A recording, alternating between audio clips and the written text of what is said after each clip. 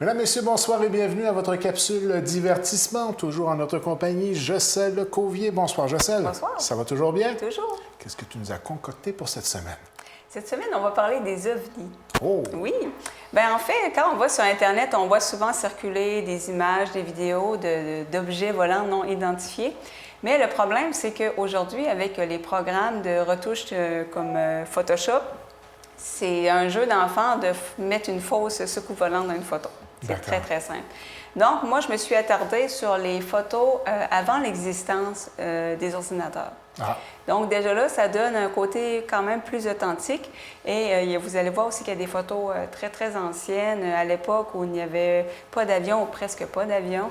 Et ce que j'ai sélectionné comme photo, c'est des images qui ont quand même passé plusieurs tests. Parce qu'évidemment, il y a des experts qui peuvent analyser une photo pour voir si elle a été retouchée, si c'est un montage qu'on a fait avec un objet qui est tenu par un fil. On peut savoir par les ombrages. C'est assez complexe. Il y a des experts qui sont capables de tout déterminer ça. L'authenticité, dans le fond. Exactement, et qui peuvent dire, bon, cette photo, il n'y a aucune explication scientifique, ce n'est pas un montage ou un trucage, on ne sait pas c'est quoi. Donc, c'est des photos comme ça aujourd'hui. Pour moi, Jocelle, il y a quelqu'un qui essaie de te rejoindre au bingo du lundi, oui. là, puis tu réponds pas, tu n'es pas dans le bon studio. Je peux pas. Il a sonné toute l'après-midi, c'est pas de faire ça. On y va avec les photos. Un petit clin d'œil sur le téléphone. Oui. On a un son d'ambiance téléphonique dans nos studios. Alors, je débute avec en Chine 1942, donc à l'époque de la Deuxième Guerre mondiale. Et on voit sur la photo qu'il y a au moins une personne qui pointe à droite. Ben oui. Et il y a beaucoup de photos, vous allez voir, c'est vraiment la soucoupe typique là, comme qu'on voyait là, dans ces années-là. Là. Donc, assez spécial. Ensuite, on se dirige au Brésil en 1952. Donc, vous voyez en haut, et il y a au moins une quarantaine de personnes qui ont été témoins. Évidemment, quand il y a beaucoup de témoins comme ça... Détecteur de fumée, hein? Oui, exactement. Oui, il y a même un petit piton pour le tester. Finalement, c'est un détecteur de fumée. Ben oui, je viens de résoudre un mystère. Ça fait 70 ans qu'on se demande, je vais leur écrire. C'est tout de même spécial qu'on est capable de reculer aussi loin tout de même dans les témoignages et qu'on peut l'appuyer avec des documents qui sont tout à fait existants et qui ont été vérifiés par des professionnels. Oui, effectivement, c'est qu'il y a aussi une époque, bon, à l'époque de Roswell, il y a eu comme une espèce de folie pour les ovnis. Les gens portaient plus attention, il y avait plus d'appareils photo. Et il y avait des organismes qui existaient qui recueillaient des témoignages. On prenait les photos, les témoins, etc. On mettait beaucoup de temps là-dedans, un peu comme des policiers. On allait voir les gens. On dit une photo qui remonte à 1942? 1952 pour le Brésil. Tout de même spécial de voir des photos de 1952, tu me disais? Oui. Plus crédible que Raël 2016. Oui. Et vous allez voir des encore plus anciennes que ça. Ensuite, on se dirige en 1929. Alors, c'est Howard, au Colorado. C'est ma grand-mère, ça. Donc, oui. Oui. C'est l'homme témoin de la scène a dit qu'il y avait un bruit terrible. Donc, évidemment, c'est assez difficile d'expliquer un tel objet en 1929. Ben oui. Donc, c'est assez intéressant.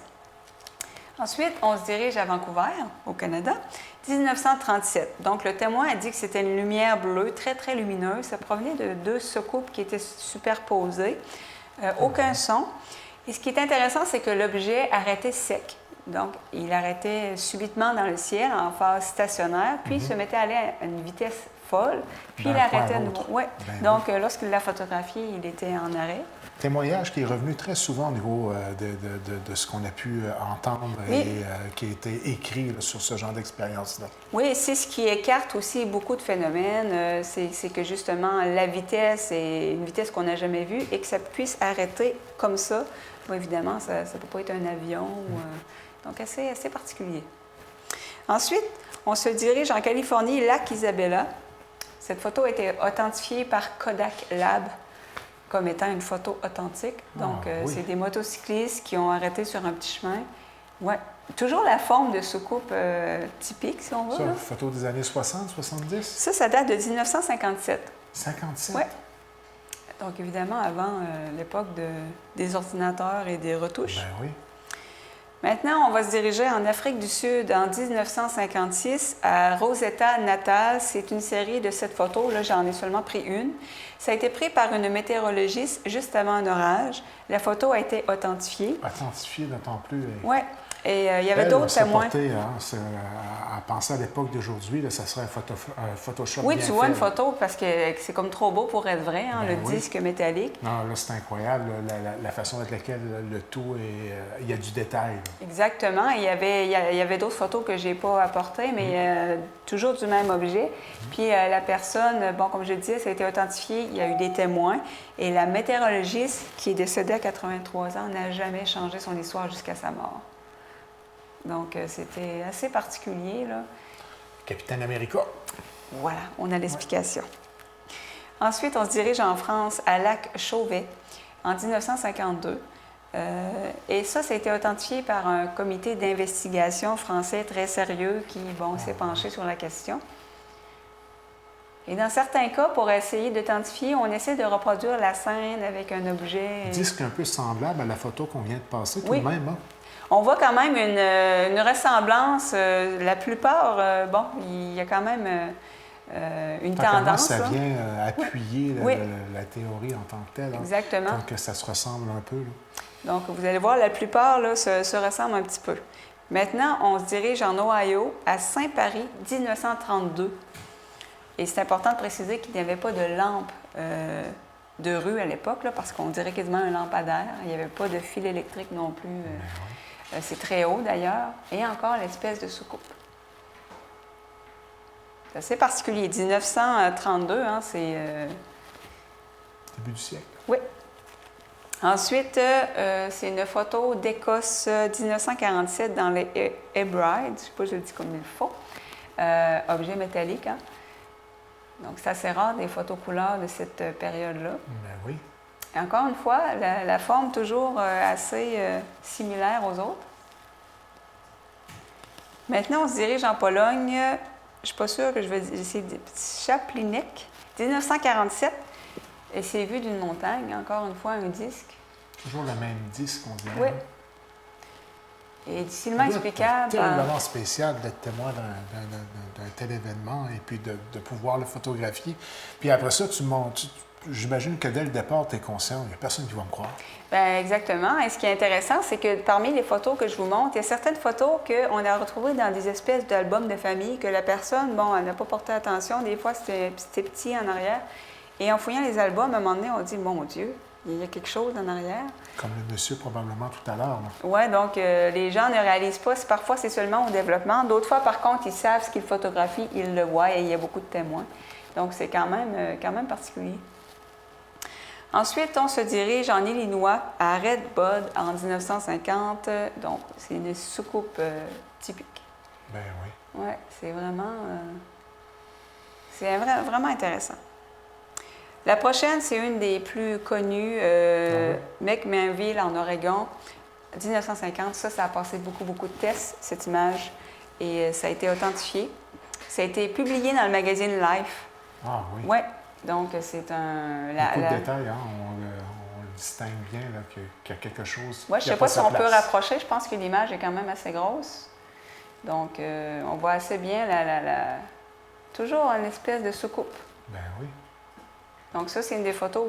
Ça a quand même passé dans le magazine Life. On s'entend qu'il ne publie pas n'importe quoi. N'importe quoi. Ensuite, Californie, Riverside, en 1951. Donc, c'était une route de montagne, tout simplement, et on voit tout simplement une soucoupe. Plus ça avance, plus que je m'aperçois que ça semble souvent être, là, entre guillemets, le même véhicule. Oui, hein, on dirait, je ne sais pas si c'est les mêmes qui nous visitent ou c'est la même flotte. Il y a beaucoup de fournisseurs là-bas. Je pense que c'est un modèle générique pour tout le monde. C'est la familiale. C'est la familiale. C'est la Corolla des voitures familiales. La Corolla des extraterrestres, exactement, voilà. Explication très logique. On peut tout de même les transformer en Enterprise si on y met du cœur et de la patience. Hein? C'est sûr, tu sais, c'est le modèle de base. Après ça, tu peux pimper ta soucoupe volante si tu veux. Tout à fait. Ensuite, on se dirige au Texas, Lubbock. Donc, c'est assez intéressant.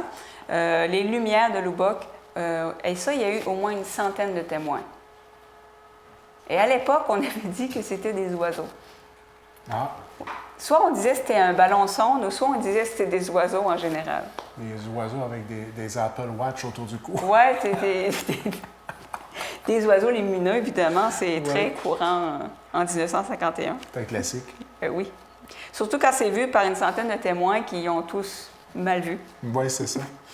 Ensuite, C'est ça qui est quand même spécial, c'est que Oui, des fait fois, que- tu es seul, c'est des témoignages, mais quand on parle d'une centaine Ouais. de personnes qui ont exactement le même discours, qui corroborent Exactement. l'histoire telle qu'elle a été vécue et qu'on les interviewe de façon individuelle, sans consultation préalable, ou du moins, où ce qu'il y a de l'homme, il y a de l'hommerie, hein, ça serait impossible de garder, comme tu le disais tout à l'heure, elle a gardé le même discours, la madame, jusqu'à la fin de ses jours. oui, et pire que ça, il y a des gens qui ont fait des rencontres comme ça, qui ont vu des soucoupes volantes, et même des gens qui disent avoir vu des extraterrestres, tout ça. Et on a soumis certaines de ces personnes à l'hypnose.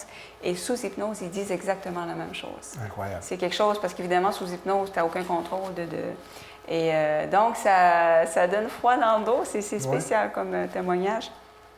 Maintenant, Washington, 1952. Je ne sais pas si c'est au lendemain de l'élection de Trump qui sont venus Ils n'ont pas eu vérifier. besoin, c'est un extraterrestre. C'est ça. Ils sont venus le porter. Ils ont donné un lift. Donc, les objets qui survolaient le Capitole, ça a été détecté par les radars de la base militaire aérienne du coin et par l'aéroport aussi du coin. Et il y a plusieurs, pas témoignages, mais preuves de détection au radar qui ont été Oui. même authentifiées. On voit ça dans quelques émissions particulières, là. Canal D, entre autres. Là. Exactement. Et souvent, bon, l'armée va faire son enquête, va aller voir les Carrément, témoins et va monter un Même dossier. des pilotes de ligne eux-mêmes Oui. qui ont été témoins de choses assez particulières, merci. Vous allez voir des pilotes tantôt qui ont vu Ah, des choses oui. pas mal Ben, intéressantes. j'en Ouais. doute pas. Ensuite, Salem, au Massachusetts. Oh, c'est dur à dire. 1952. Il n'y a pas CDS. Non, c'est ça. Bureau de la garde côtière. Donc, c'est 4 lumières. Ça a été pris à travers la fenêtre.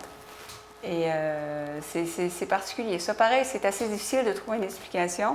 Et il y avait le monsieur n'était pas seul non plus dans le bureau. D'autant plus. Donc, assez particulier. Ensuite, New Jersey, en 1952, forme très typique, soucoupe évidemment en forme de dôme, et elle survolait les lignes de transmission. Ben oui. Et ça aussi, ça revient beaucoup dans les témoignages, que les ovnis survolent les lignes de transmission. Puis j'ai eu un témoignage, moi, d'un oncle qui a vu un ovni à Grande-Rivière, là, et qui, je le crois, là, qu'il a eu la peur de sa vie. Il avait appelé mon père. Et il y avait un autre témoin, d'ailleurs, puis l'espèce d'ovni survolait les lignes de tension de Grande-Rivière. C'est que ce sont deux personnes qui l'ont vu à deux endroits différents et survolaient les... Et ça arrive souvent qu'on dit que les objets sont proches soit des lignes de tension ou des espèces les trucs où il y a beaucoup plus de... Pas les centrales d'énergie, là, d'Hydro-Québec, etc. Là. Ça prouve que Ce c'est pas si ciel-là. fou que ça, les voitures électriques. Hein? Voilà, c'est le concept. La preuve. Ensuite, Victoria, Australie, 1954, au-dessus d'un troupeau de moutons. Et quand j'ai vu cette photo-là, sincèrement, ça a l'air vraiment d'un trucage Photoshop. Oui. C'est une découpure de journal, là, mais cette photo-là, non, elle a passé à travers les âges, a été analysée, suranalysée, ouais. Et Quelque chose pareil. tu te dis, c'est comme trop beau pour être vrai. Alors, très, très spécial. Encore la même forme, même la même Corolla Oui, de la l'espace. Corolla familiale. Ensuite, 1957 de 1958, on n'est pas certain de la date, aux États-Unis. Ça, c'est un atterrissage d'OVNI. Ça a été pris à partir d'une vidéo que j'ai pas retrouvée. Il y avait seulement l'image. Et c'est un atterrissage auquel l'astronaute Gordon Cooper dit avoir assisté et qui a vraiment maintenu son témoignage tout le Un temps. astronaute. Oui, un astronaute quand même. Ça, là. ça a son secondaire 5. Là. Oui, je pense. Donc, c'est sûr, ça rajoute quand même en crédibilité quand un monsieur astronaute dit, tu sais, je veux dire, il y a beaucoup à risquer là, à dire n'importe quoi. Ben, disons que c'est pas le genre de choses qu'on s'amuse à dire si on n'est pas tout à fait certain de ce qu'on avance. Là. Donc, lui, il a affirmé qu'il a vu toute la scène, l'atterrissage, donc c'était une partie, une image du film. C'est spécial. Ensuite, les îles Trinidad, 1958, la photo a été prise à partir d'un navire, et ça, il y a eu plus de 50 témoins, y compris le capitaine. Ah oui. Ouais. Donc, c'est assez particulier. On se dirige en Oregon. C'est une des plus spectaculaires qui a l'air vraiment de Photoshop, mais 1926 et 27, c'est prise par un pompier volontaire. C'est une des meilleures images que j'ai vues. Et ça a été authentifié. C'est pas un trucage, c'est pas un montage. Qu'est-ce que c'est? On ne sait pas. Mais on parle de 1926-27. Incroyable. Et toujours la même forme. Toujours la même forme. Toujours la même. Tu sais, il y a des gens qui disent, moi, je crois pas aux extraterrestres, je pense que ça a été fait, c'est des véhicules faits par les êtres humains, tout ça. Quand tu vois des choses comme ça, à une époque où c'était à peine si on faisait des avions... ça fait réfléchir. Ça fait réfléchir. Californie, 1957. Ça, c'est un ovni qui suit un B-57. Ça a été pris par un pilote d'essai. À gauche, en haut, on a agrandi. Vous voyez, à droite, en haut, c'est une petite ligne. Bon, on a agrandi à gauche pour montrer les détails. Puis l'OVNI a seulement été découvert lors du développement de la photo. Le pilote n'a pas eu conscience de ça. Et regardez la forme. Oui, c'est spécial. Spécial, hein, par un pilote d'essai.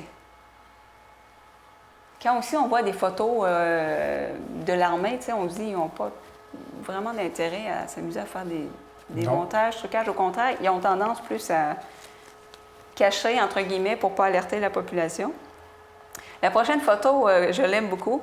Alberta, Fort McLeod, 1956. C'est un pilote de la Royal Air Force à 11 km d'altitude. Il y avait un disque très brillant qui restait stationnaire près d'une formation orageuse, des nuages.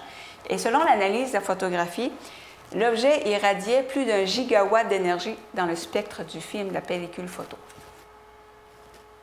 C'est assez difficile de... Je pense pas que c'est un oiseau. De le concevoir, oui. Oui. À moins que c'est un oiseau qui s'est consumé belle photo en aussi, chemin. ça. Et la photo est magnifique, spectaculaire. Photo de l'armée, donc c'est quand même... Ça rajoute aussi... à la crédibilité. Oui. Ensuite, Los Angeles, 1942. Ça a été... on nomme cette scène la bataille de Los Angeles. C'est arrivé un petit peu après... je cherche le nom, l'attaque des Japonais. Los Angeles, il y a eu un film. Oh mon Dieu. Pearl Harbor. Oui, OK. Bon. Donc, après, évidemment, la population était toujours en alerte. Ce qu'on voit, c'est des projecteurs et une lutte anti-aérienne vers un ovni. Tu me parles de ça, c'est un méchant massacre, ça. Bien, c'est ça. Bien, ça a eu lieu, tu sais, quand même, quelques mois après. C'est assez pour être nerveux par regarder en l'air, hein? Bien, les gens portaient attention déjà en l'air. Et là, les sirènes ont retenti comme les sirènes lorsqu'il y avait une attaque. Oui. Et on a demandé à la population de fermer toutes les lumières. Et ce qu'on a vu, en fait, il y avait un gros objet qui a été touché plusieurs fois par des tirs balistiques. Il n'est jamais tombé du ciel. Il a vraiment été atteint plusieurs fois. Puis le gros objet était accompagné de petits objets métalliques rouges et argent qui volaient en formation très, très haut et à très grande vitesse. Donc, pendant toute la nuit, il y a eu une espèce de bataille. Et comme je disais, les témoins ont vu que l'objet était frappé et ne tombait pas du ciel. Stationnaire. Oui. En plus, des espèces de petits objets à très haute altitude, donc on ne sait pas exactement c'est quoi, mais bon, plusieurs pensent que c'est un ovni. Imagine la panique autour de l'événement aussi, hein? Oui, donc... Déjà là que les armes devaient être très sensibles, là. Bien, probablement que les gens pensaient que c'était une attaque des Japonais, Ben oui. mais semble-t-il que c'était plus d'en haut, là. C'est assez particulier. Et la dernière image, c'est celle qui m'impressionne le plus. Mont Washington, 1870-1871. Vous avez bien compris, avant les avions, avant Photoshop, 1870-71. Donc, c'est une formation nuageuse, un objet en forme de cigare. C'est la plus ancienne photo d'OVNI qui existe. Et comme je disais, il n'y avait aucun avion à l'époque, aucun retouche numérique, évidemment. Là, ça a vraiment une forme... forme de cigare. Distinctive, là. Première fois que je la vois, cette photo-là, en passant. C'est une photo, je l'ai vue à quelques reprises, mais je ne savais pas la date. Mais quand j'ai vu 1870-71, j'ai dit... On s'entend que... Et ça a été vendu il n'y a pas longtemps, cette photo, l'original, ça a été vendu il n'y a pas longtemps. Authentifié, celle-là aussi? Oui, c'est authentifié. Incroyable. C'est quelque chose. Donc, moi, je respecte que les gens ne croient pas aux soucoupes volantes, mais j'aimerais avoir une explication pour cette photo-là. Sincèrement, là, pour moi, cette unique photo-là prouve qu'il y a des choses qu'on ne comprend pas. Et selon moi, on n'est pas seul, mais c'est spectaculaire. Ça serait peut-être un petit peu tête enflée de notre part de se penser seul dans l'univers, là. Effectivement. Ça, c'est ma réflexion personnelle, là. Mais voici une capsule de divertissement, non seulement qui fait réfléchir, mais qui remet en question tout de même la crédibilité de plusieurs personnes, ce qui fait peut-être apporter un doute sur notre prise de position par rapport à l'existence même de ce genre de véhicule-là, ou des ovnis, ou à la limite des extraterrestres. Exactement. Moi, je me dis, avant de rejeter du revers de la main Ouais. les ovnis, prenez la peine d'aller voir les images authentifiées. C'est dur de fournir une explication. Chronique divertissement cette semaine qui sème le doute et fait réfléchir. La beauté de la chose. Ça revient la semaine prochaine.